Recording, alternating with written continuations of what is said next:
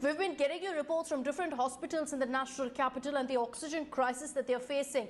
Here's a report that's coming in now from Delhi's Jaipur Golden Hospital, which has said that 200 patients are critical and they have no oxygen. The hospital says that Inox is currently not responding. We've spoken to the MD of the hospital, who has accused both the state and the central government of passing the buck. Remember that already 25 patients had died in the hospital day before yesterday amid an oxygen crisis, and now we're getting in word from the authorities in the hospital that again there is a crunch, there is a shortage of oxygen.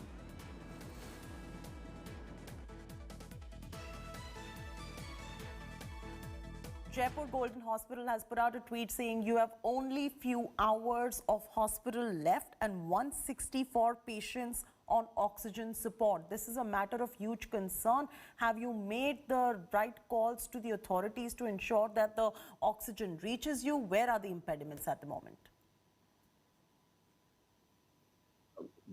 We had already communicated to the authorities and to the Inox people also, who are our principal supplier. Yeah.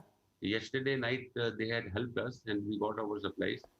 But this supply will run up to around around 6 p.m.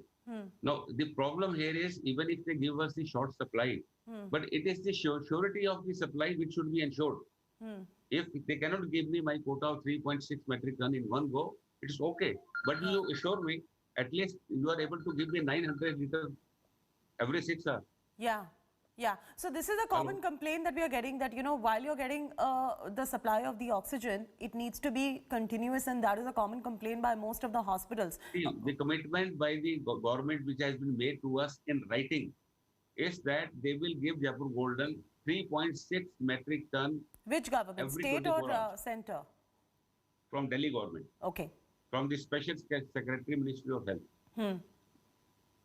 Delhi government. Yeah.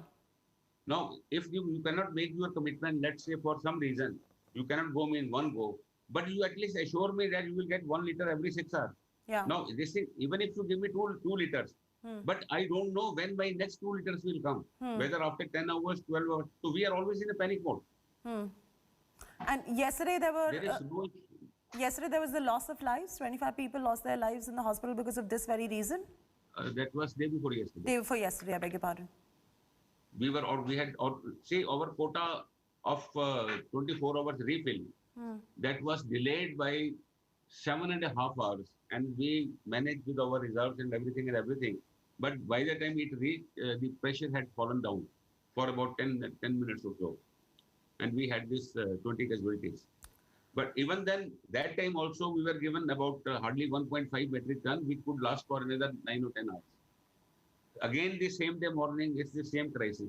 For last 3 days, I mean, there is not even a span of 8 to 10 hours where you feel comfortable. Yes, I know, if I'm sure my next supply is assured at 5 o'clock dot, I will not worry, I will not panic. Yeah. But somebody has to follow the commitments.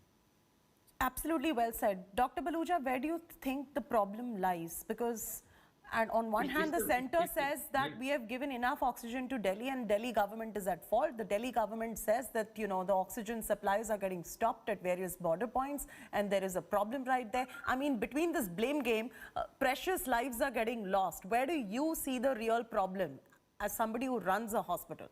Madam, the real problem here is, unless we really have a sense of belonging to the nation as a one India, one nation, we are all one in this kind of tragedies. Let's not make a comedy of a tragedy, which everybody owns, including Dr. Baluja, you, everyone. It's a collective responsibility. It has to be a collective response, irrespective of caste, politics, and anything. I'm not concerned with that. My question is the precious life which can be saved. People die just for want of gas oxygen. In a country like India, we call ourselves as a fifth